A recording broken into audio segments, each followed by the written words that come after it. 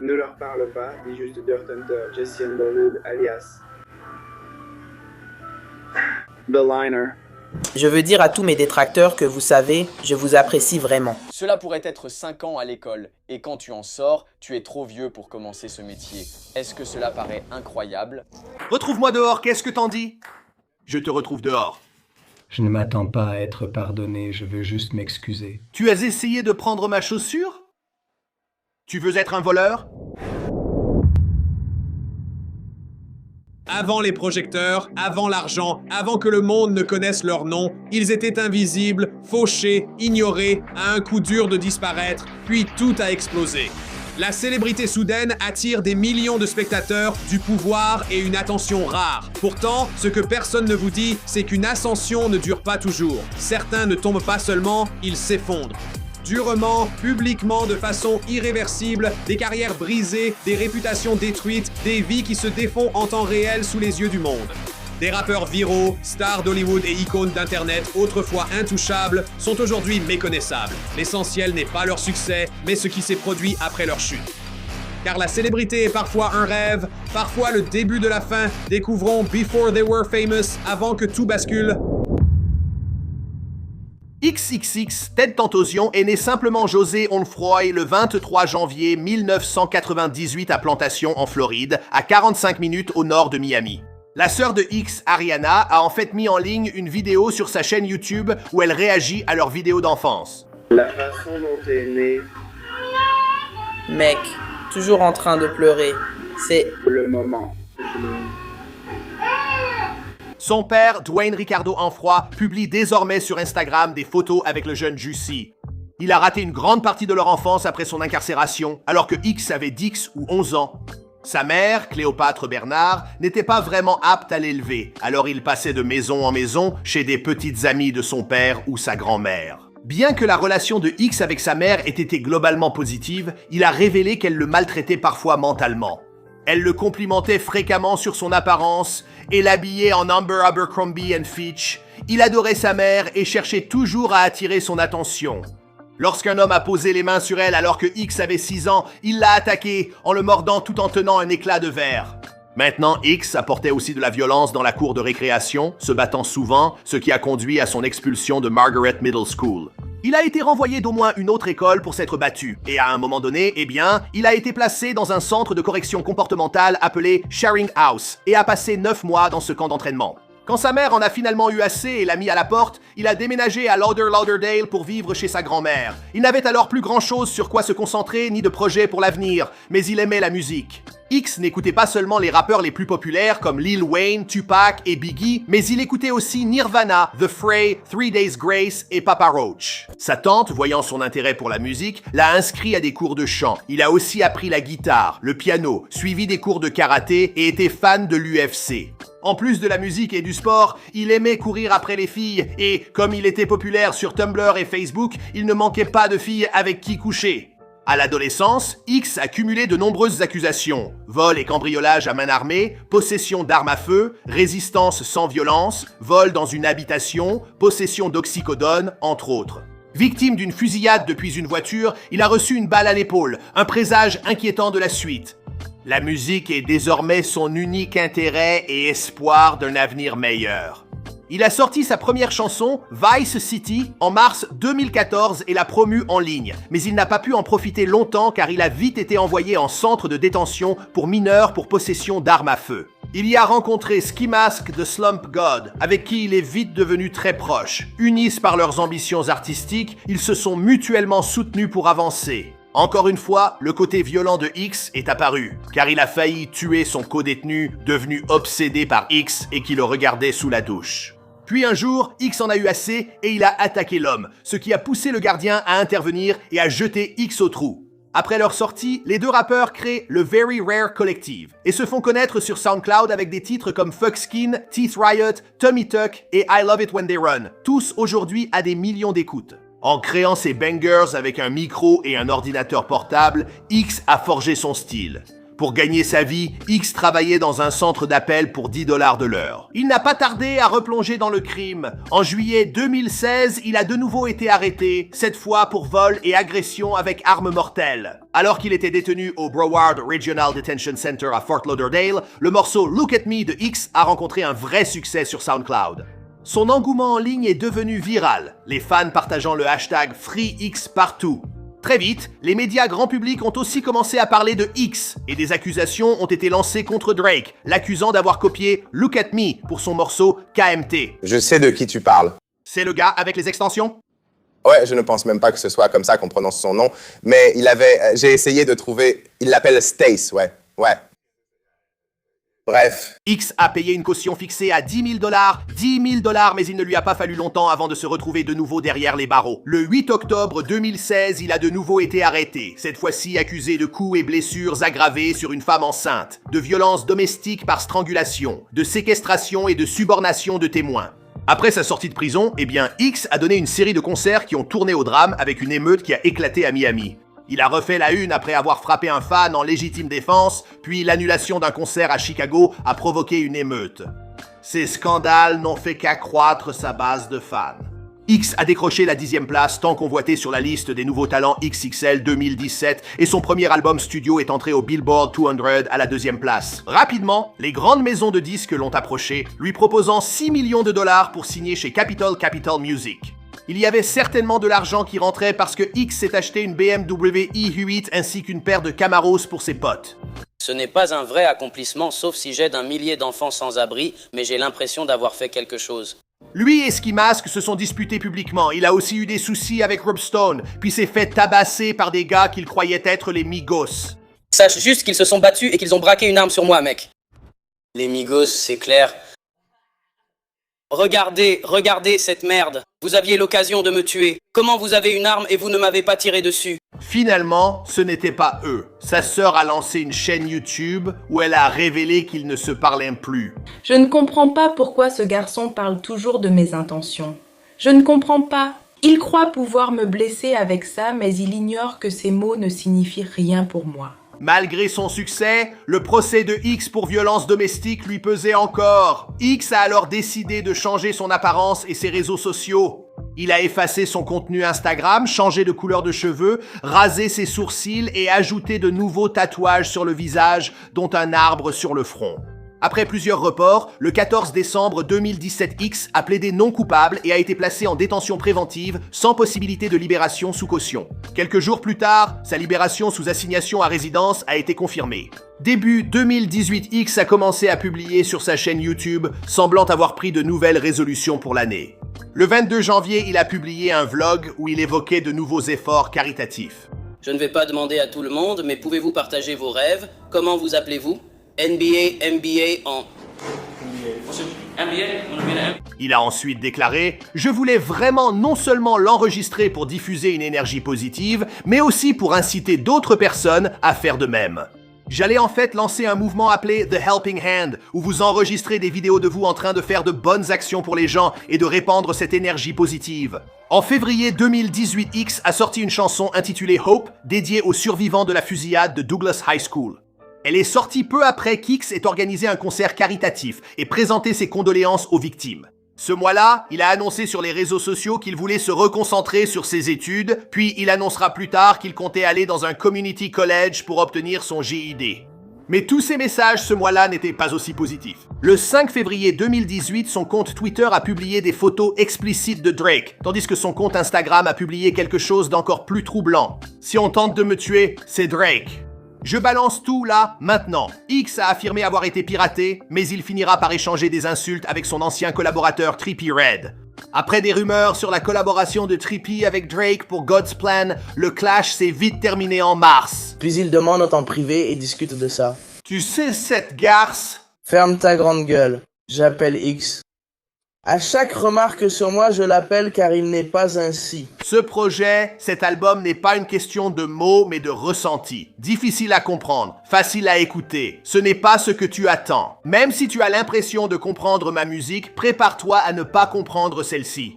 Que ses auditeurs aient compris la musique ou non, le projet a atteint la première place du Billboard 200, son meilleur classement à ce jour.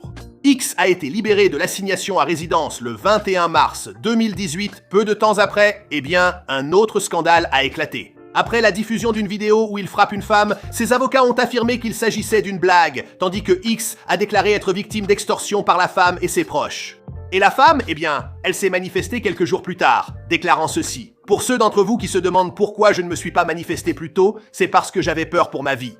Imaginez que quelqu'un vous fasse ça sans raison à 16 ans sans parler des personnes avec qui il s'entourait. La vérité, c'est que je garderais encore ce secret si ça n'avait pas fuité. Le 10 mai 2018, Spotify a annoncé qu'ils allaient arrêter de promouvoir ou de recommander X ou l'artiste R&B Kelly. La société a affirmé « Nous ne censurons pas le contenu en fonction du comportement d'un artiste ou d'un créateur, mais nos décisions éditoriales doivent refléter nos valeurs. » La décision a ensuite été annulée le 1er juin après qu'Anthony Tiffit, PDG de Top Dog Entertainment, ait menacé de retirer la musique de son label du service. Puis, le lundi après-midi du 14 juin 2018, X a publié sa dernière story Instagram en disant « J'organise un événement caritatif pour ce week-end en Floride ». Il semblait alors qu'il cherchait à acheter des motos dans le sud de la Floride. En quittant la concession, un homme armé s'est précipité vers son véhicule et lui a tiré dessus. Les témoins ont vérifié, constatant l'absence de pouls. Il a donc été transporté d'urgence à l'hôpital dans le coma. Et moins d'1 heure plus tard, il a été déclaré mort à l'hôpital. Je suppose que je fais juste cette vidéo parce que l'information que je viens d'apprendre, c'est qu'il est décédé. À ce moment, les suspects, 2 hommes noirs en sweats à capuche, dont le tireur avec un masque rouge, sont toujours en fuite. Ils se sont enfuis dans une Dodge Journey noire. Si vous avez des informations sur ce crime pouvant mener à une arrestation, contactez le shérif du comté de Broward. Sa mort a suscité de nombreuses questions. Internet s'agite avec des rumeurs selon lesquelles il serait encore en vie, tandis que certains accusent des rappeurs d'implication. Il a effectivement 2 projets inédits, une mixtape intitulée I Need Jesus et un album studio intitulé Skins. Quant à leur sortie future, pour l'instant, cela reste incertain. L'histoire de XXXTentacion s'est terminée en tragédie, mais la chute du prochain rappeur allait se dérouler sous les yeux du monde entier. Je défends les enfants qui ne peuvent pas se défendre eux-mêmes, qui ne peuvent pas se défendre et qui sont victimes d'intimidation, qui subissent beaucoup de cyberharcèlement et qui doivent faire face à plein de choses à l'école. 6ix9ine est né Daniel Hernandez le 18 mai 1999. Il est né et a grandi dans le quartier de Bushwick à Brooklyn, New York. Et il a été élevé par sa mère et son père. Il a grandi aux côtés de son frère. Oui, et il est d'origine hispanique mixte. Ma mère est mexicaine. Elle vient d'Acapulco, Puebla, Acapulco de las Flores au Mexique et mon père est portoricain. Si vous ne l'avez pas remarqué, 6ix9ine fait partie intégrante de l'image colorée de Tekashi. C'est dans son nom de scène et c'était déjà son nom de scène auparavant.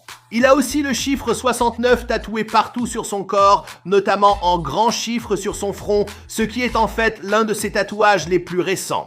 En fait, il a le chiffre tatoué sur son corps plus de 200 fois. Selon Tekashi, ce chiffre a un rapport avec son enfance, mais il reste assez mystérieux sur sa signification exacte. Il a dit « 6ix9ine, c'est un mode de vie, tu vois. Ça reflète beaucoup comment j'ai grandi. » Tu vois ce que je veux dire? Je ne veux pas trop entrer dans ce que signifie 6-9, tu vois ce que je veux dire pour l'instant, mais je veux juste que les gens comprennent vraiment. Je vais leur dire qui je suis avant qu'ils découvrent le 6-9, tu comprends? Honnêtement, Takashi, je ne vois pas ce que tu veux dire. Bref, puisqu'il dit que 6-9 reflète sa manière de grandir, je pense que c'est lié à la survie dans des situations difficiles. Daniel n'avait pas de télé enfant. Il se couchait souvent affamé, son estomac gargouillait si fort que sa mère en pleurait. Il n'a jamais eu d'argent pour de nouveaux vêtements. En fait, sa mère lui a déjà donné une paire de chaussures qu'elle avait trouvées dans la poubelle, et quand il est arrivé à l'école en les portant, un de ses camarades de classe les a reconnues comme étant celles qu'il avait jetées. Malgré sa pauvreté, Daniel était populaire à l'école, il faisait le clown, n'a jamais été intimidé et avait assez confiance pour rester lui-même. Mais les choses ont changé quand il avait 13 ans et un drame terrible a fait basculer sa vie pour le pire. Le père de Daniel a été assassiné à quelques pas de la maison familiale. Ça m'a poussé à me rebeller et mise en colère. Je ne veux pas être un super-héros. Je veux être un méchant, tu vois. Les méchants ne meurent jamais. Les super-héros meurent toujours. Après ça, Daniel a eu de sérieux problèmes. Il a commencé à avoir des ennuis à l'école, et même s'il ne se souvient plus de l'incident qui a été la goutte d'eau, il a été expulsé en classe de 4e. Avec la mort de son père, la mère de Daniel avait encore plus de difficultés à payer les factures. Daniel, au lieu de penser à son retour à l'école, a donc cherché un travail pour l'aider. Le premier emploi qu'il a décroché était un poste de garçon de table dans un restaurant local, mais ça n'a pas duré longtemps. Le jeune Daniel était trop faible pour porter des piles d'assiettes et il a fini par se faire renvoyer. Plus tard, il a trouvé d'autres petits boulots, mais comme le travail traditionnel ne permettait pas à Daniel de gagner l'argent dont il avait désespérément besoin, lui et son frère se sont tournés vers la vente de drogue, au début seulement de l'herbe. Alors que Daniel allait finalement se faire un nom en tant que rappeur, ses goûts musicaux couvraient un large éventail, avec des influences musicales au départ d'un tout autre genre. Il écoutait des groupes de heavy metal comme All That Remains et Parkway Drive. En rejoignant la nouvelle affaire familiale de drogue, Daniel a passé plus de temps que jamais avec son frère.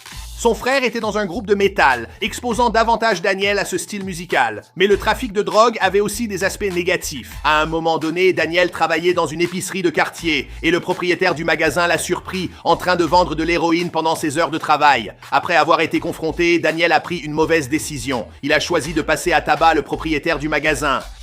Le caméraman rit. En conséquence, il a été inculpé pour vente de stupéfiants et agression, et il a passé du temps sur la tristement célèbre île prison de Rikers. Tout cela est survenu alors que Daniel était encore mineur, et heureusement, cela a été l'électrochoc nécessaire. Dès lors, il a choisi de rester sur le droit chemin, quitte à dormir à même le sol dans des sous-sols pour s'abriter.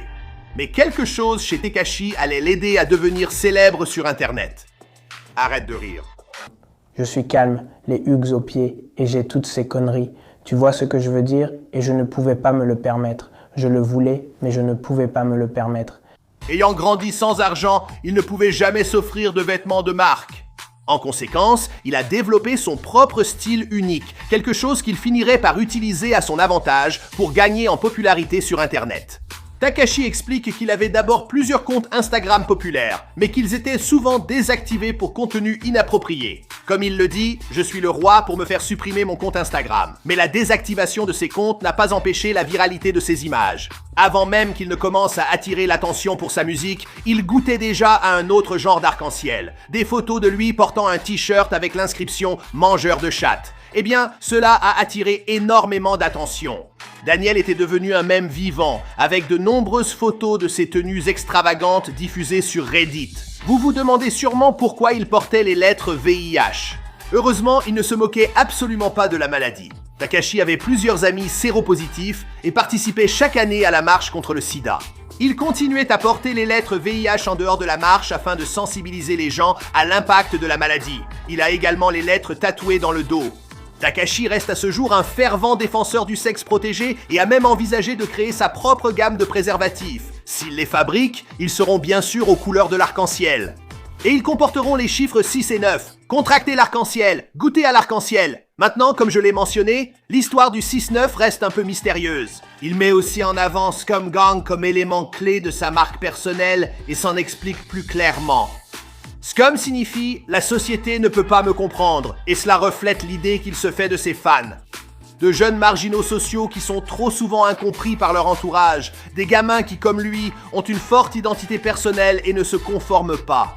Tekashi y accorde de l'importance, car c'est son style personnel qui l'a finalement amené à se lancer dans la musique.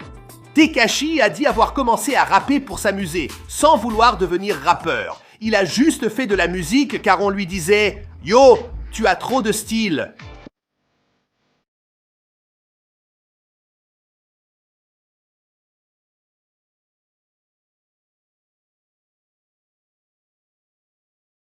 Comme dit en introduction, bien que considéré comme rappeur SoundCloud, Tekashi n'a jamais eu de compte SoundCloud. Bien qu'il ait une base de fans grâce à ses vidéos sur YouTube, il n'a jamais créé de compte YouTube. Tout ce qu'il faisait, c'était créer sa musique, faire ses vidéos et les sortir via une chaîne appelée FCK Them, qui selon Tekashi est un label basé en Slovaquie. Tekashi compte toujours de nombreux fans en Europe de l'Est. Il s'est produit en live pour la première fois lors d'une tournée dans cette région au printemps 2017. Cette première performance était un concert à guichet fermé à Prague. Tekashi n'avait que 15 ans lorsqu'il a créé son premier clip vidéo. Il s'appelait 6ix9ine, mais malheureusement, il a été supprimé de YouTube. En fait, ses premières vidéos ont toutes été supprimées. Apparemment, il excelle aussi à se faire supprimer ses vidéos YouTube. Eh bien, ce clip vidéo qui semble encore disponible sur la chaîne FCK Them semble être Scum Life, sorti le 27 juillet 2015, frère. Les frères du gang débarquent direct. J'en ai rien à foutre douter, débarquent direct. Cette vidéo n'a pas connu un énorme succès immédiatement, mais elle a depuis accumulé près d'1 million de vues. Il attirerait plus d'attention tout au long de 2016 avec des morceaux comme Yokai et Hellsing Station. En janvier 2017, il a collaboré avec G-Stash et Zen Black pour créer Exodia. Pour ses chansons, Tekashi a particulièrement soigné ses vidéos pour les rendre cool. Il affirme être le meilleur dans la réalisation de clips musicaux. Et cela malgré le fait qu'il dit aussi qu'il n'est pas vraiment fan de sa propre musique. Alors que ses vidéos gagnaient en popularité, Tekashi a aussi reçu des critiques, mais il a su les transformer en succès. Non seulement il considère ses détracteurs comme des gens qui l'aident à faire connaître son nom, mais il a aussi réussi à se faire des amis grâce à ses embrouilles. Apparemment, lors d'un conflit, Trippie Redd est intervenu publiquement en soutenant un gars qui critiquait Tekashi. Dès que Tekashi a vu cela, il a envoyé un message privé à Trippie pour lui dire qu'il aimait sa musique. Trippie a répondu en disant qu'il appréciait aussi ce que faisait Tekashi. Et très vite, les deux allaient collaborer. Leur première collaboration fut un clip qui propulsa la notoriété de Tekashi à un niveau inédit. Ce mec vient de me demander, on vise le sommet, mec. T'as affaire au meilleur, connard. Pools 1469 est sorti sur YouTube le 27 avril 2017. Depuis, le clip a accumulé près de 20 millions de vues sur YouTube. Tekashi allait aussi bientôt décrocher une collaboration avec Famous Dex sur la chanson Zeta 0 Zeta 00,5 et Trippie, et Tekashi allait collaborer sur d'autres morceaux à succès comme Oui. Mais il ne fallut pas longtemps avant que les ennuis n'arrivent. Le plus grand scandale de la carrière de Tekashi allait commencer avec Zilla Kami, un ancien associé de Tekashi. Selon Tekashi à l'époque, il avait aidé Zilla tout au long de l'été 2016, lui donnant à manger, de l'argent et un endroit où dormir. Selon l'équipe de Tekashi, le conflit vient d'un incident lors d'un clip vidéo et d'une dispute sur l'utilisation de certains beats. Mais en août 2017, Zilla a raconté une toute autre histoire. Selon Zilla, Tekashi a été arrêté pour relations sexuelles avec une mineure après avoir couché avec une fille de 13 ans. Zilla dit avoir payé la caution de Tekashi pour $20 000, que Tekashi ne lui a jamais remboursé. Comme preuve de ses crimes présumés, Zilla et d'autres détracteurs de Tekashi ont fait circuler cette image, apparemment montrant Tekashi avec une fille mineure. Il y a aussi une capture d'écran censée montrer ses accusations et son aveu de culpabilité. Il faut noter que Daniel Hernandez est un nom courant, et il n'est pas sûr que ce casier concerne Tekashi. De plus, Zilla Kami n'a pas présenté de reçu prouvant qu'il a réellement payé la caution pour lui.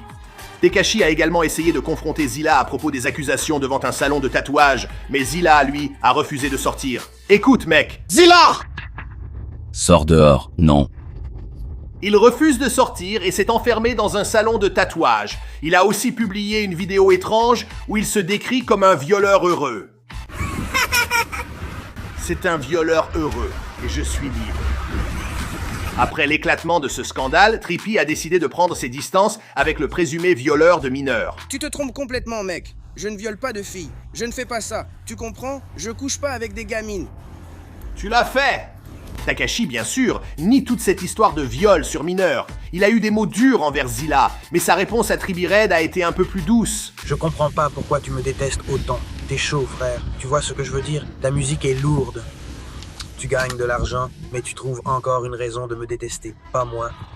Mais il semblait quand même glisser une menace subtile de balancer Trippie. Toi et moi, on sait ce qui s'est passé à Ella, frère. Tu vois ce que je veux dire? Trippie Redd, lui, semblait ne pas y croire. Je tiens juste à le faire savoir. Je suis pas dans des histoires comme 6ix9ine, c'est pour ça qu'on te connaît. C'est toi qui as fait ça. C'est le choix que t'as fait et c'est ce que tu dois assumer, mec. Malgré le clash avec le gars qui l'a aidé à se faire connaître, Tekashi a continué d'avancer pour trouver la lumière au bout de l'arc-en-ciel. Il a sorti la chanson Gumbo le 8 octobre 2017. Et au moment de cet enregistrement, à peine un mois plus tard, elle avait déjà accumulé plus de 15,6 millions de vues. Tekashi était vraiment fier de la chanson, la qualifiant de deuxième plus gros hit venant de New York en ce moment. C'est ça, il y a une chanson qu'il trouve meilleure. La notoriété de 6ix9ine repose sur le chaos, tandis que l'artiste suivant a bâti un des empires musicaux les plus puissants grâce à son talent brut. Je m'en fous d'où tu es. Né à Trinité et Tobago le 8 décembre 1982, Nicki Minaj s'appelait à la naissance Onika Tanya Minaj. Ses premières années ont été extrêmement difficiles. À 5 ans, elle vivait chez sa grand-mère à St. James, ses parents étant à New York pour trouver logement et travail. 2 ans après, Nicki a rejoint ses parents à Queens, mais la vie n'était pas meilleure. Son père, violent et dépendant aux drogues, a même tenté d'incendier la maison pour tuer leur mère. Nicki a souvent dit que, dans son enfance, elle et sa mère vivaient dans la peur, mais elle a transformé cette peur pour réussir. Depuis son plus jeune âge, Nicki a toujours montré un intérêt pour les arts. Elle jouait de la clarinette à l'école et a écrit son premier rap à l'âge de 12 ans. Elle a étudié à la Guardia High School, axée sur les arts du spectacle et la musique. Mais le plus surprenant, c'est qu'elle ne s'est même pas spécialisée en chant. Nicki a perdu sa voix le jour de l'audition et a finalement intégré le programme de théâtre de l'école.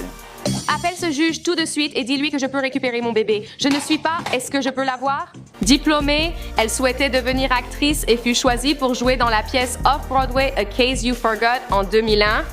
Après l'échec de sa carrière d'actrice, Nicki a cherché un emploi et a commencé comme choriste pour des rappeurs new-yorkais déterminés à réussir dans la musique.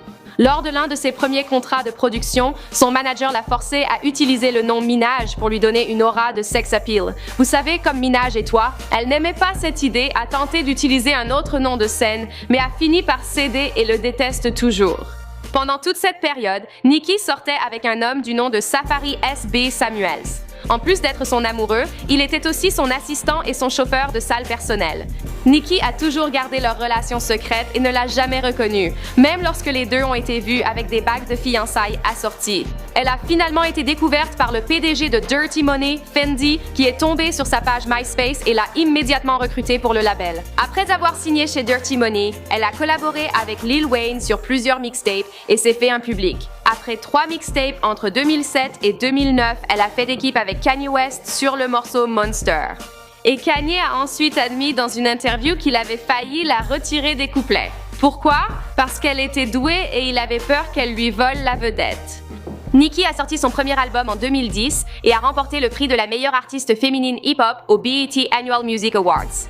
Elle a sorti son deuxième album en 2012, Pink Friday Roman Reloaded, et son plus récent, The Pink Print, en 2015. Sur cet album, la chanson Bed of Lies serait apparemment un message adressé à son ex-petite amie SB, dont elle n'a plus besoin des services de chauffeur de salle, parce que tu n'apprécies pas une femme qui assure. Tous ces albums ont été certifiés platine et Nicki a accumulé une belle collection de récompenses. Elle a remporté 4 American Music Awards, 10 BET Awards, 4 Billboard Music Awards et des centaines d'autres récompenses. La citation de fin d'études de Nicki Minaj est « Survivre, c'est rester en vie face à l'opposition. Non seulement elle a survécu, mais elle a prospéré et elle s'est hissée au sommet. » Cependant, toutes les ascensions vers la célébrité ne sont pas parfaites. Celle de cette star a connu une tournure bien plus sombre. Allez, je sais que tu me trouves irrésistible. Je ne t'en veux pas. Qui le ferait? Shia Sadi LaBeouf est né le 11 juin 1986 à Los Angeles, en Californie. Fils unique de Shaina LaBeouf, qui était chrétienne, et de Jeffrey Craig LaBeouf, qui était juif. En grandissant, Shia était à la fois chrétien et il a fait sa bar mitzvah. Sa mère était danseuse et ballerine, mais elle a dû vendre des tissus et d'autres articles de mode décoratif pour subvenir aux besoins de Shia lorsqu'il était jeune. Son père, vétéran du Vietnam, était aussi un artiste au fond de lui. L'homme avait du mal à garder un emploi et sa dépendance à la drogue, y compris à l'héroïne, eh bien, cela n'a rien arrangé. Son père, clown joyeux en public demandant de la monnaie après ses spectacles, était chez lui absolument malheureux. Il abusait physiquement et verbalement de Shia, et un jour, lors d'un flashback du Vietnam, il a pointé une arme sur lui. Après la séparation de ses parents, Shia a été envoyé en centre de réhabilitation. À ce moment-là, il vivait avec sa mère à Echo Park et il survivait à peine. Shia a décidé de divertir sa mère pour lui remonter le moral et gagner un peu d'argent en plus. Il a trouvé un moyen de le faire lorsqu'il est tombé sur un autre enfant acteur qui avait tout cet équipement cool et beaucoup d'argent et il s'est dit « Hé, je peux faire ça ». Tu es parfaite. Sauf qu'il te manque une chose, ma dignité. Il est monté sur scène dans des clubs de comédie dès 10 ans, avec un langage très grossier qui étonnait tous. Il a ensuite trouvé un agent à l'ancienne dans les pages jaunes. Il a prétendu être son manager, pris rendez-vous, s'est présenté, a improvisé et a été pris sous contrat. Quand il ne se produisait pas, il était à l'école, inscrit à le lycée Alexander Hamilton, puis plus tard au 32nd Street Visual Performing Arts Magnet à Los Angeles. Il ne resta pas longtemps à l'école car sa carrière d'acteur démarrait. Il joua dans des téléfilms de Noël et des séries comme X-Files, Sudan Suzanne et Caroline in the City. Sa grande percée est arrivée lorsqu'il a obtenu le rôle principal dans La Guerre des Stevens sur Disney Channel à 14 ans. L'émission était surtout improvisée, on inventait et faisait les idiots toute la journée. Dans ce rôle, Shia a reçu une nomination au Young Artist Award en 2001 et un Daytime Emmy Award en 2003. Il y avait aussi des signes à cette époque que Shia avait un tempérament un peu colérique. Il s'est disputé avec son voisin qui avait garé sa voiture de façon à ce qu'il ne puisse pas sortir de son allée. Après lui avoir demandé de la déplacer et que l'homme ait refusé, eh bien Shia a simplement décidé de foncer dans sa voiture. Oui, puis il est allé chez son voisin avec un couteau. Et puis les choses ont dégénéré à partir de là et Shia s'est fait tabasser par 6 types. Qui t'a raconté ces bêtises? En 2005, Shia a été arrêté dans un Walgreens pour comportement erratique. Refusant de partir, la sécurité a appelé la police pour l'expulser et l'inculper. Mais la guerre des Stevens était en pleine ascension et Shia a profité de ce succès pendant 7 ans. Ses revenus lui ont également permis de s'occuper de ses 2 parents, un devoir qu'il accomplit encore aujourd'hui. Il a été choisi pour jouer dans Paranoiac, produit par Steven Spielberg, grâce à une recommandation de la fille de Steven, grande fan de la guerre des Stevens. Steven a aimé le film de Shia, La morsure du lézard. Paranoiac, quant à lui, fait référence au classique Fenêtre sur cour. Et Shia, eh bien, il a été largement salué pour son interprétation. Il a également remporté un prix, le BAFTA Orange Rising Star Award. Il a eu de nombreuses autres apparitions dans des blockbusters, notamment Dumb and Dumberer, quand Harry rencontra Lloyd, E, Robot, Charlie's Angels, les anges se déchaînent, mais ce n'est qu'avec Transformers qu'il est devenu un nom connu de tous. Non, regarde le middleware derrière. Non, non, non. 2 films qu'il a récemment regardés pendant un live et qui ne l'ont pas impressionné. En fait, cela l'a fait pleurer et il était vraiment bouleversé par tout ça. Jim Carrey est né James Eugene Carrey le 17 janvier 1962 à Newmarket, en Ontario, au Canada. Plus jeune de 4 enfants, la famille a déménagé en banlieue de Toronto pendant sa jeunesse. Son père Percy, ex-musicien de jazz, est devenu comptable pour subvenir à leurs besoins. La mère de Jim, Kay, souffrait de dépression et de paranoïa et elle était incapable de travailler elle-même. La famille a rapidement remarqué que leur plus jeune enfant était un vrai petit sauvage. Même lorsqu'il était bébé dans sa chaise haute, il faisait toutes sortes de grimaces amusantes. Et le père, Percy, eh bien, c'est quelque chose qui l'encourageait. Quand il était encore tout jeune, ses parents lui ont acheté une souris comme animal de compagnie et il s'est rendu compte que sa mère en avait vraiment peur. Il a alors décidé de la laisser se promener chez lui, mais sa mère n'a pas du tout apprécié. Elle l'a envoyé dans sa chambre, mais il aimait être puni car il y avait un miroir et il passait des heures à y faire des grimaces.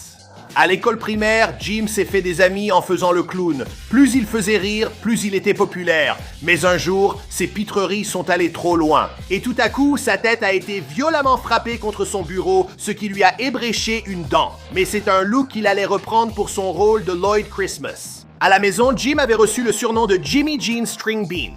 Ses acteurs préférés étaient Dick Van Dyke et Jerry Lewis, ainsi que Jimmy Stewart, John Wayne, Don Adams et Frank Gorshin, qui jouaient l'homme mystère dans la série Batman à la télévision. Il observait ces personnages à la télévision, se rapprochant pour capter leurs manières et imiter leurs mimiques, voulant devenir imitateur de leurs gags. Il imitait aussi les parents de sa mère, car apparemment ils étaient de grands amateurs du remède contre la toux de grand-père. Il sifflait le vieux remède contre la toux de grand-père. Non, non. Monsieur Bond. Bien que Percy travaillait comme comptable, la famille avait encore très peu et il s'en sortait tout juste. Le jeune Jim, lui, voulait s'acheter un vélo et il en rêvait. Un jour, il a miraculeusement gagné un concours auquel il ne se rappelait pas avoir participé. Eh bien, la pensée positive et la réalisation des rêves, ce sont des pratiques qu'il prône encore aujourd'hui. Ses imitations gagnaient en complexité. Il maîtrisait la voix et les gestes d'Elvis Presley et Tom Jones. C'est alors qu'il a envoyé un CV à Carol Burnett pour être découvert. Jim n'a pas eu de réponse, mais a conclu un accord avec son professeur de 7e à l'école secondaire Saint-François-Xavier à Burlington, qui lui permettait de se présenter devant la classe en fin de journée. C'était en échange de sa promesse de ne pas perturber la classe pendant la journée. Lorsque Jim avait seulement 12 ans, son père Percy a perdu son emploi, et à partir de là, eh bien, les choses sont allées de mal en pis. Pour ramener un peu d'optimisme à la maison, Percy découvre une annonce de club de stand-up au centre-ville de Toronto, pensant que c'était la grande chance de Jim. Tout à coup, la famille s'est mise au travail pour préparer Jim à cette grande performance. Sa mère lui a cousu un costume jaune. Son père a commencé à lui écrire des textes. Mais lorsqu'il est monté sur scène devant un public plus âgé, la foule l'a hué et un crochet est apparu sur scène, tirant le jeune homme de 14 ans au sol. À ce moment, la famille plaçait tous ses espoirs et prières en Jim pour les sauver. Mais il devrait finalement chercher ailleurs.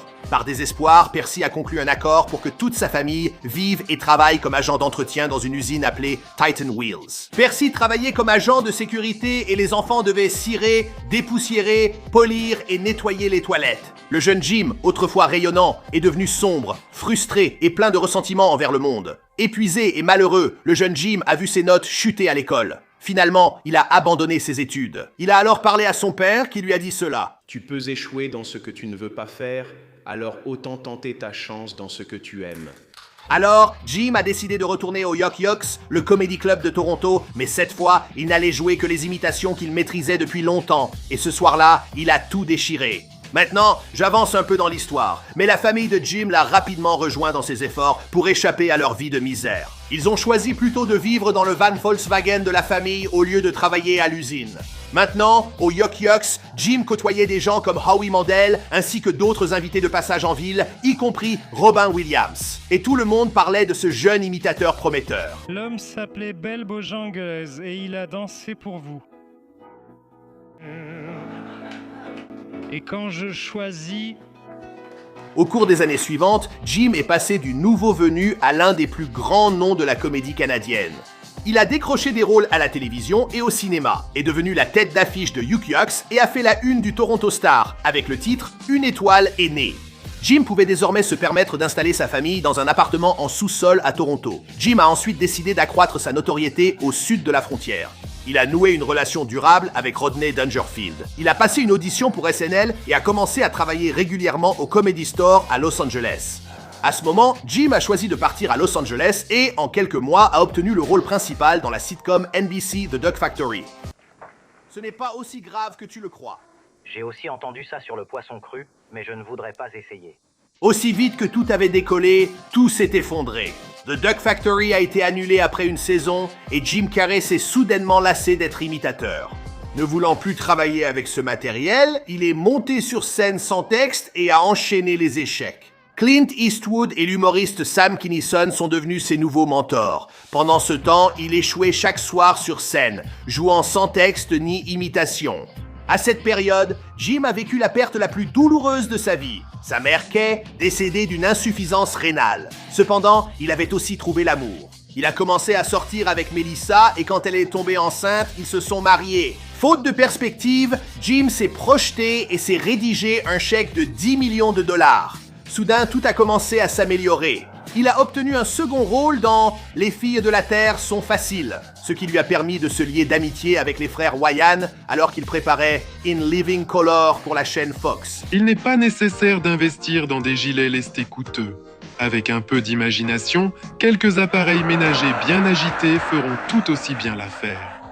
Grâce à sa popularité dans In Living Color, Jim Carrey recevait déjà des ovations debout à ses spectacles de stand-up avant même de monter sur scène. On pouvait dire sans risque qu'à ce moment-là, la carrière de Jim Carrey, elle était en feu. En 1994, c'était l'année de Jim Carrey. Un producteur le harcelait depuis longtemps pour qu'il travaille sur un film appelé « Détective pour animaux ». Jim Carrey n'était intéressé que s'il pouvait réécrire le scénario. Et ils ont dit « D'accord, alors ». Lors du tournage, des fissures sont apparues dans sa relation avec Melissa et son incapacité à gérer sa célébrité est devenue un lourd fardeau. Jim a aussi perdu son père Percy, atteint d'un cancer du poumon et d'Alzheimer, mais il est décédé en sachant que son fils avait réussi. Aux funérailles, Jim a déposé ce chèque de 10 millions de dollars qu'il s'était écrit à lui-même. Originaire du Texas, où tout est plus grand, pourquoi tous tes vêtements sont-ils plutôt ajustés? Je ne sais pas. Je suis assez mince comparé à de nombreuses personnes corpulentes à Houston. L'une des premières choses qu'il a faites a été de s'associer à plusieurs autres musiciens pour essayer de se faire une place dans l'industrie. L'un de ces individus talentueux était aussi connu sous le nom de O.J. Chess. Un ancien camarade de Travis et lui ont formé le groupe Travis et Jason, les camarades de classe, publiant l'album Cruise Cruisin' USA en 2010. Mais c'est le plus dur. On doit mourir en mangeant des trucs dégueulasses devant la caméra. Je ne pense pas que la mer sera jamais revue. La désintégration de cette relation nous donne un premier aperçu des coulisses du fonctionnement de Travis Scott.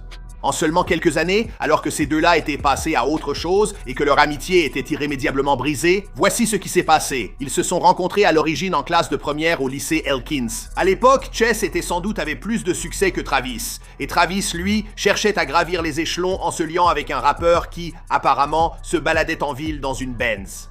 Ayant des goûts musicaux similaires, Chess s'est rapidement attaché à Travis et les deux sont vite devenus potes. Après avoir sorti Cruising USA, ils sont rapidement devenus des légendes à Houston. Mais les fissures dans leur relation ont commencé à apparaître après que Travis se soit réservé un concert à Houston sans Chess et aux côtés d'un autre rappeur en pleine ascension nommé Ashton Travis. Ensuite, il y a eu des manigances, des actions en coulisses et des réunions secrètes à Los Angeles sans son camarade de classe. Malgré tout ça, O.J. Chess continuait à leur trouver des concerts au Texas. Il a même organisé une collaboration avec ASAP Ferg de Harlem au Texas. En regardant bien la vidéo, on aperçoit Travis danser avec enthousiasme parmi d'autres personnes en arrière-plan. La même nuit où ils ont tourné cette vidéo, Travis a enregistré un morceau avec ASAP Ferg et O.J. Chess appelé Home, une chanson qui est devenue un point de discorde dans la relation quand Travis, il a finalement vendu la chanson à Kanye, prétendant qu'elle était entièrement de lui. En ce qui concerne Travis Scott, mec, ce gars est trop cool, tu vois ce que je veux dire? Vraiment cool. C'est un pote de longue date, tu vois. Je suis content de son succès, tu vois ce que je veux dire? Mais à part ça, on en est vraiment au point où, mec, c'est moi. Tu vois ce que je veux dire? C'est un peu moi, mon projet reflète un peu ce que j'ai traversé. À partir de ce moment-là, Travis et son pote, qui était aussi son mentor, c'était fini entre eux. Et pendant que la carrière de Travis continuait de monter en flèche, OG, lui, il n'a pas eu la même chance. Ce n'était pas la dernière fois que Travis tournerait le dos à un ami. À l'époque où OG et Travis sortaient Cruisin', Travis a envoyé le projet à un homme nommé Shane Morris. Shane pensait que l'album était en dessous de la moyenne et il lui a dit « Mais il y avait un gros mais ». Il croyait aussi que malgré tous ses défauts, l'album était vraiment proche d'être spécial. Tout ce qu'il lui fallait, c'était un bon travail d'ingénierie sonore. Les deux sont restés en contact et Shane a conseillé à Travis d'étudier des groupes comme The Cars pour comprendre la façon dont ils structuraient leurs morceaux et racontaient leurs histoires.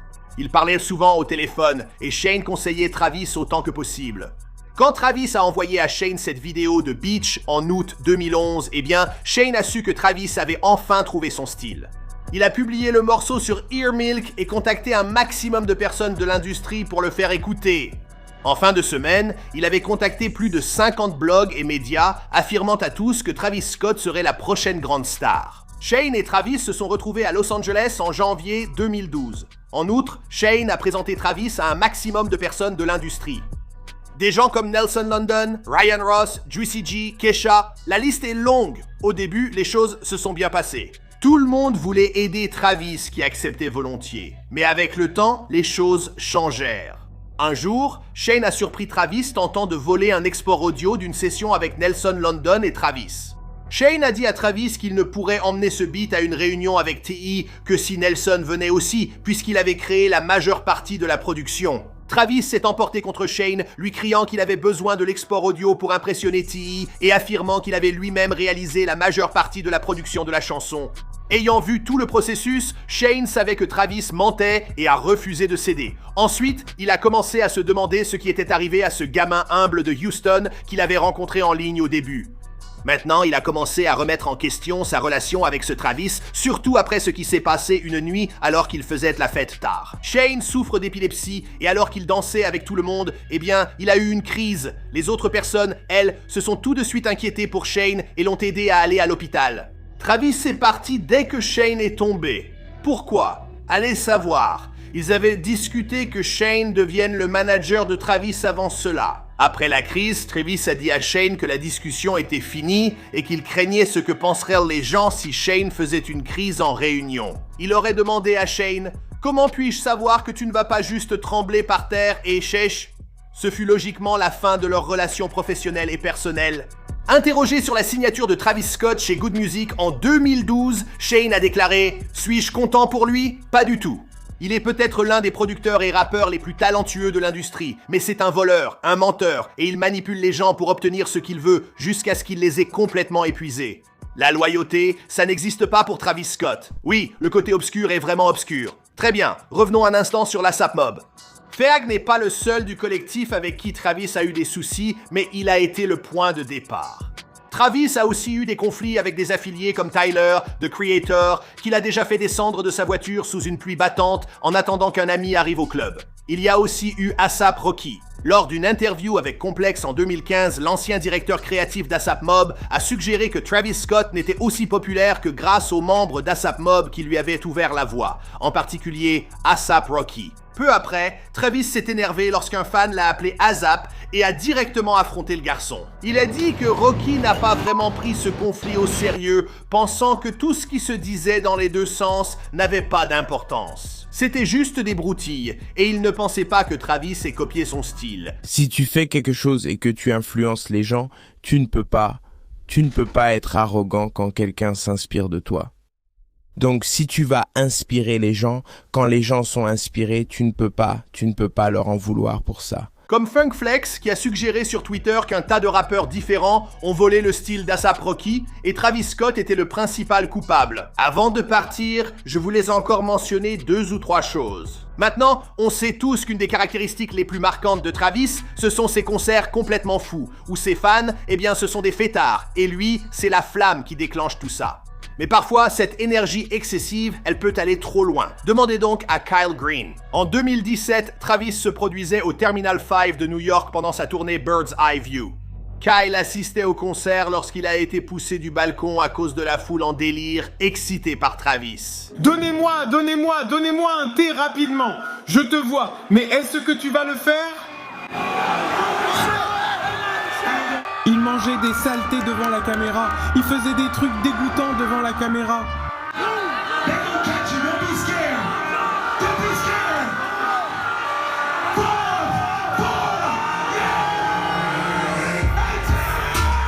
Kyle a déclaré au New York Post « Je suis tombé et j'ai touché le sol. Aussitôt, des gardes de sécurité m'ont relevé. Travis Scott criait à ses gardes de m'amener sur scène. Ils ne m'ont pas mis de planche dorsale ni de minerve, rien du tout. Ils m'ont juste soulevé et traîné un peu partout. Ensuite, ils m'ont déposé devant la scène. Ensuite, Travis a donné à Kyle une de ses bagues coûteuses pour avoir fait preuve de courage, puis il a immédiatement repris le spectacle. Mais les blessures de Kyle se sont révélées dévastatrices. Il s'est fracturé des vertèbres, cassé le poignet gauche, fracturé la cheville droite, et après plusieurs opérations, il devra passer sa vie en fauteuil roulant car le côté gauche de son corps est désormais paralysé. Peu de temps après, Kyle a intenté un procès contre Travis, affirmant que Travis avait incité à la pagaille et au chaos lors d'événements précédents. Il fait probablement référence à un concert à Rogers, dans l'Arkansas, où Travis a encouragé les personnes présentes à se précipiter sur la scène et à contourner tous les protocoles de sécurité pour y parvenir. Je ne sais pas si tu as peur, je ne sais pas si tu es nerveux, je ne sais pas ce que c'est, mais si tu veux entrer dans ce pit, c'est ta dernière chance maintenant. Les voilà qui arrivent. Ray, Tyler, vas-y, fais-le, dépêche-toi. Regarde Dumbin, allons-y. Je te vois, je le vois.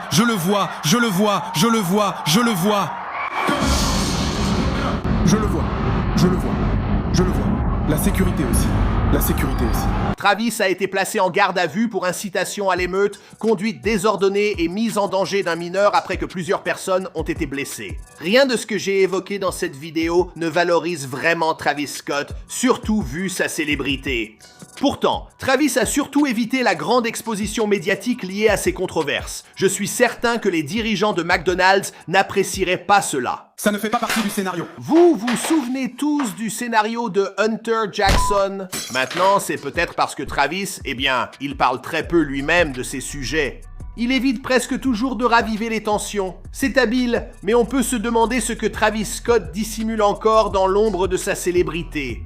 Daniel Pescovitz est né à Boynton Beach, en Floride. Retrouver son vrai compte Instagram a été assez compliqué. Il y a des tonnes de pages sous le nom de Slim Tugger avec 3 i ou des variantes de ce nom.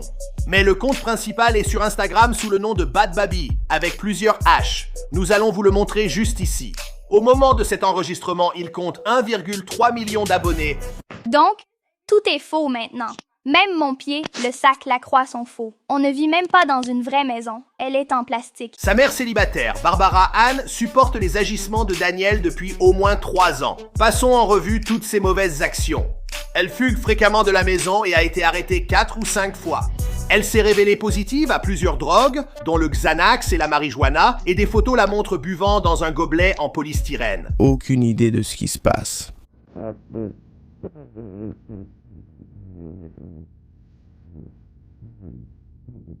Elle vole des voitures pour s'amuser, à twerker sur une voiture de police, puis à fabriquer de toutes pièces un faux sachet d'héroïne qu'elle a placé dans la salle de bain de sa mère avant d'appeler la police contre elle. Elle a aussi volé les cartes de crédit de sa mère et dépensé des milliers de dollars pour acheter rien d'autre qu'une barre de pole dance. Elle aurait aussi menacé sa grand-mère avec un couteau. C'est vraiment quelqu'un d'à part. Alors, d'où Danielle tient-elle son accent prononcé? Eh bien, elle dit qu'elle le tient de la rue. Ce ne sera pas du slime. Tu veux dire? C'est pour ça que j'ai envie de faire une sieste dans cette putain de voiture. Quoi? Je suis désolé. Je n'ai pas compris. Vous parlez anglais? Sa mère a tout tenté, même la thérapie, pour remettre sa fille sur le droit chemin. Avant l'émission du Dr Phil, elle envisageait de la confier aux autorités si le bon vieux docteur n'arrivait pas à raisonner la jeune fille. Mais il ne l'a pas autant soutenue qu'il m'a soutenu quand je me suis assis sur son plateau. Voyons ça. As-tu menacé de nous tuer? Lui as-tu dit quelque chose? Voici 2 propos de Michael, et il n'a certainement pas proféré de menaces inappropriées contre vous. Maintenant, si vous voulez voir l'extrait complet de cette vidéo, je laisserai un lien ci-dessous où vous pourrez la trouver. Lors de la visite des producteurs à Barbara et Daniel, la jeune fille de 13 ans a volé un véhicule de production et heurté la voiture de sa grand-mère. Pendant l'émission à Los Angeles, elle a prononcé ces mots désormais tristement célèbres. Retrouve-moi dehors, qu'est-ce que t'en dis? Durant l'émission, Big Phil a expliqué que la jeune fille avait construit un mur pour affronter l'abandon de son père et la double lutte de sa mère contre le cancer. Il lui a aussi proposé un séjour thérapeutique dans un ranch. Je ne sais pas si elle y est allée, mais ses récentes vidéos sur Instagram laissent penser qu'elle ne l'a pas fait. Tout d'abord, je n'enregistre même pas les bagarres dans lesquelles je me retrouve. La seule raison pour laquelle celle-là a été filmée, c'est parce que j'étais sous Xanax. Genre, qui suis-je pour devoir prouver que je peux casser la figure de quelqu'un? L'émission du Dr Phil a publié ce clip le 15 septembre 2016, mais la vidéo a mis du temps à trouver son public. C'est en octobre que le clip a été mis en ligne sur Meme Crunch, mais il a fallu attendre 2017 pour qu'il trouve un public sur Facebook en tant que mème. Quelques-uns de mes préférés incluent, après avoir écouté 21 Savage une fois, Attrape-moi dehors, Les roses sont rouges, Tes yeux seront noirs si tu m'attrapes dehors, Qu'est-ce que t'en dis? Et je peux te régler ton compte ici. Viens me retrouver dehors. Qu'est-ce que t'en dis? Daniel devenait extrêmement populaire en ligne, son compte Instagram atteignant près d'1 million d'abonnés. Il y avait de faux comptes, des imposteurs, la fille était devenue une star virale. Puis, l'inattendu s'est produit. On a rapporté qu'elle s'était suicidée. La fille, Attrape-moi dehors, retrouvée morte apparemment. Tu vois ce que je veux dire? Suicide après des mois de harcèlement sur les réseaux sociaux et par ses camarades à l'école. C'était un extrait de Hood News in Elmira, une excellente source d'information. Vous devriez vous abonner. Voici ce qu'il disait. Après des mois de harcèlement en ligne et à l'école, Danielle a été retrouvée morte dans sa chambre le 23 janvier. Une bagarre avec une autre élève a été diffusée en ligne, montrant Danielle traînée hors d'une voiture et frappée à plusieurs reprises dans la tête, seulement quelques jours après que sa mère l'a trouvée inanimée dans sa chambre. Maintenant, toute cette histoire est bidon, mais Danielle a bien trouvé une fille prête à se battre avec elle dehors. Je l'ai tirée directement par les cheveux. C'est assez violent. Je ne peux pas le faire. Je n'y arrive pas, oh mon Dieu. Mon Dieu, pose ton téléphone. Pose ton téléphone. Mais Danielle, elle a pansé ses blessures et ensuite elle avait un message pour tous ses détracteurs. On se fait tous tabasser un jour. Ça m'est égal. Parlez-en, répétez que tu t'es fait traîner. Logan Paul est né le jour du poisson d'avril de tous les jours. Oui, le 1er avril 1995. Logan est vite devenu une star sur Vine avec 8 millions d'abonnés en 2015, connaissant un succès similaire sur Facebook, Twitter et Instagram. Dès 2017, il est devenu une force majeure sur YouTube, au point que je l'ai couvert dans Rich Life et avant qu'il ne soit célèbre. Et Logan, eh bien, il a eu la gentillesse de réagir. Son objectif maintenant est de devenir le plus grand artiste du monde. Et pour être honnête, je pense que ça va arriver. C'est mon gars, Michael. Mon Dieu. Logan a commencé 2017 avec 1,6 million d'abonnés et il est devenu la chaîne qui a grandi le plus rapidement en dépassant les 10 millions d'abonnés en août 2017. Au moment de cet enregistrement, il a accumulé plus de 15 millions d'abonnés et il est devenu un nom connu de tous, tout comme ses produits dérivés. Tu connais? Maverick Apparel, ou peut-être simplement Maverick. Maverick Apparel le poursuit en justice. Disons juste Maverick, mon gars porte ce merch rose. Non, LoganPaul.com shop, allons-y! Sa chaîne YouTube affiche en moyenne 10 millions de vues par jour avec plus de 40 000 nouveaux abonnés rejoignant la Logang chaque jour. Pour mettre cela en perspective, le roi de longue date, PewDiePie, lui, atteint environ 8 millions de vues par jour et 2 fois moins d'abonnés. Pour être juste, il a déjà accumulé le plus grand nombre d'abonnés avec presque 60 millions au moment de cet enregistrement. Mais on ne parle pas de Félix, on parle de Logan Paul. Logan Paul, il veut que je le clash. Oui, d'accord, PewDiePie. Vas-y, mon pote, ça va chauffer. Oui, la force est puissante chez celui-là. Maintenant, avec toute l'attention portée sur Logan, il est remarquable qu'il soit resté indemne des critiques d'autres créateurs, du public et des médias. Peu de gens ont trouvé de choses compromettantes sur Logan concernant ses relations amoureuses ou des amis rancuniers, et il a généralement esquivé toute couverture médiatique cherchant à créer du drame autour de sa célébrité. Phrase longue, il a mis son ami dans une valise pour un vol vers la France, puis a été expulsé de son appartement à Los Angeles pour trouble à l'ordre public. Ensuite, il y a eu quelques coups bas contre son frère via des diss tracks. Mais son charisme et son ambition ont permis à beaucoup d'ignorer ses erreurs. La meilleure pique lancée contre lui venait du célèbre créateur de drama sur YouTube, H3H3 et DDBZ TV, mais cela remonte à 2016. Mais comme son téton, il a un énorme téton. Il a vraiment de gros tétons. Ouais, parfois tu vois juste un mec torse nu et tu te dis, t'as de gros tétons. Vers la fin de 2017, Logan a eu des problèmes avec Flobots pour avoir repris leur chanson No Handlebars d'une manière qu'ils ont jugée sexiste. Tu dois voir ça. Son chef-d'œuvre semblable à une thèse propose une logique fascinante. Il décrit le corps d'une femme comme un simple objet.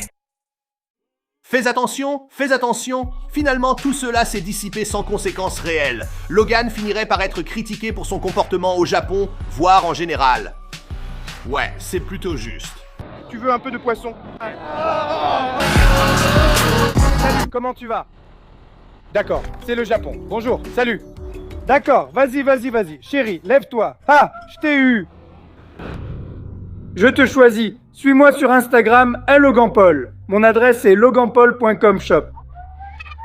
Hey! Excusez-moi, monsieur. Le jeu semble être en panne. Beaucoup de problèmes, vraiment. Honnêtement, mon pote, j'en ai marre de ces poissons. Ne faites pas attention à moi! Ne faites pas attention à un Américain qui baisse son pantalon, stupide! Je comprends pourquoi ils ont tenté de m'arrêter l'an dernier. En réalité, rien ne serait arrivé avant son entrée dans la forêt des suicides. Alors que Jake subissait de nombreuses critiques, en 2017, Logan gardait une image irréprochable jusqu'à sa dernière vidéo qui a tout changé. Sa dernière vidéo de l'année, les répercussions ont été astronomiques. C'est ce que nous faisons, les gars, tous les jours. Littéralement, nous sommes en train de laisser notre empreinte sur l'univers. Moi-même, j'étais l'un des 6 millions de spectateurs qui ont cliqué sur la vidéo et l'ont regardée en entier. Logan a déclaré dans l'introduction que la vidéo n'était pas monétisée et l'ambiance de la vidéo du début à la fin était différente par rapport à un vlog typique de Logan Paul. Le montage était triste et notre hôte, habituellement positif et animé, était mal à l'aise et gauche. Après 24 heures, la vidéo a été retirée de YouTube et il y a eu beaucoup de spéculations sur qui a supprimé la vidéo. Était-ce YouTube ou était-ce Logan Paul? Selon l'équipe des signalements de confiance de YouTube, la vidéo a été signalée mais le modérateur a autorisé son maintien en ligne. En conséquence, la vidéo n'est pas seulement restée en ligne, elle a aussi été mise en avant à la 10e place sur la page des tendances de YouTube.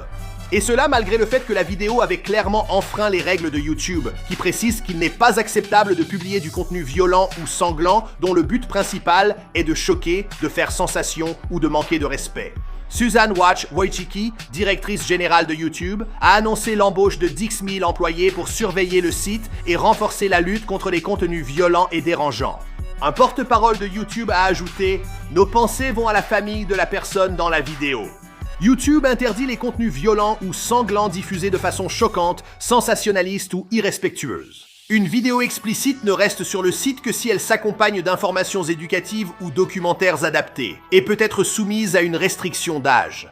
Nous travaillons avec des groupes de prévention comme la Ligne nationale de prévention du suicide pour intégrer des ressources éducatives dans notre centre de sécurité YouTube. Finalement, YouTube a bien appliqué un avertissement sur la chaîne de Logan. Un avertissement est un signalement temporaire sur un compte utilisateur qui peut s'accumuler et mener à une interdiction permanente. Selon la règle, 3 avertissements et vous êtes exclu. D'autres chaînes qui ont republié les vidéos de Paul principalement par indignation ont également reçu des avertissements. Mais après 24 heures, Logan Paul et son équipe, eh bien ce sont eux qui ont décidé que la vidéo devait être retirée d'internet. Cela avait probablement un rapport avec le torrent de réactions négatives qui s'abattait sur lui. Le premier venait de la star grand public Aaron Paul, peut-être parce qu'il subissait lui-même des critiques par association, simplement parce qu'il portait le même nom de famille. Mais ce n'était que la partie visible de l'iceberg. D'autres célébrités comme Sophie Turner, Zach Braff, Chrissy Teigen ont aussi donné leur avis. À ce stade, Logan avait présenté des excuses publiques sur Twitter qui disaient « Je suis désolé, c'est une première pour moi. Je n'ai jamais reçu de telles critiques car je n'avais jamais fait une telle erreur. Je suis bien entouré, je pense prendre de bonnes décisions, mais je reste humain et peux me tromper. » Maintenant, si vous voulez lire tout cela, n'hésitez pas à mettre la vidéo en pause. Mais ces excuses ont été fortement critiquées pour l'utilisation du mot « je ». Les gens ont commencé à le traiter de narcissique, et ces excuses ont largement été ignorées. Ensuite, les YouTubers ont publié leurs propres tweets. En ce qui concerne cette vidéo, je parle de PewDiePie, iJustine, Lauren DIY, Philippe DeFranco, Rob Dyke, les jumeaux Dolan, Superwoman et Casey Neistat, qui a donné de très bons conseils. Cher Logan, tu peux faire un don à la ligne nationale de prévention du suicide ou donner du temps d'antenne sur ta chaîne YouTube à des experts du domaine pour partager des informations sur la prévention ou même collaborer avec des associations de prévention du suicide pour réaliser des messages de sensibilisation à la prévention du suicide. D'autres YouTubers ont déjà lancé leurs propres vidéos de réponse. 2988 a été parmi les premiers. Tu dois trouver un adulte qui t'aidera avec ce genre de choses. Tu peux te permettre toute une équipe de relations publiques, mec, et si tu n'en as pas maintenant, il t'en faut une. Tu en as désespérément besoin. C'était une grande nouvelle pour les chaînes d'information. C'était sans doute l'une des séquences de vlogs les plus dérangeantes sur YouTube. Il y a une raison pour laquelle PewDiePie est tellement en avance sur tout le monde. Personne ne connaît YouTube mieux que lui et il a réagi très rapidement. Donc je n'étais pas vraiment surpris par le fait qu'une fois que Logan Paul a trouvé un cadavre, il s'est comporté comme un idiot. Ça ne m'a vraiment pas surpris. Ensuite, il y a eu des vidéos inattendues faites par vos créateurs préférés. J'ai vu des juggies passer du statut de mes fans à celui de fan de Logan. Et quand je vois ça, ça me touche énormément. Le Hungry Grandpa Show s'y est mis aussi. Il a dit « Eh, passe-moi la caméra ». Quoi de neuf, petite bande? Tu ne vas pas croire ça, mon pote. Au fur et à mesure que l'histoire prenait de l'ampleur, un YouTuber en pleine ascension du nom de Kavos a donné sa réaction au contenu supprimé, ce qui lui a valu des millions de vues et même des reportages à la télévision canadienne.